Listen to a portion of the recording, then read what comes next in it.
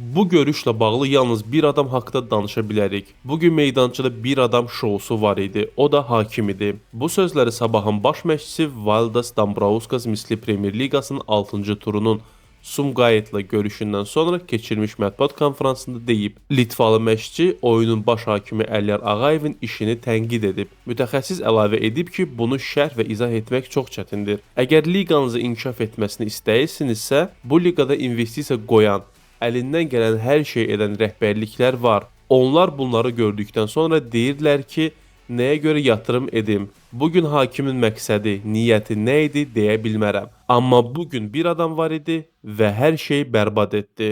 O, Sabahın vurduğu və VAR-ın ləğv etdiyi ikinci qol barədə fikrini bildirib. VAR nəyə lazımdır? Ləğv edilmiş ikinci qolumuzda oyunçumuz topa oynayır. Rəqibin hücumçusu isə futbolçumuza təmas edir. Orada cərimə zərbəsindən söhbət gedə bilməz. Əgər hakimlər belə səhvlər edəcəklərsə, artıq hakimliyi buraxmaq lazımdır. Belə etmək olmaz.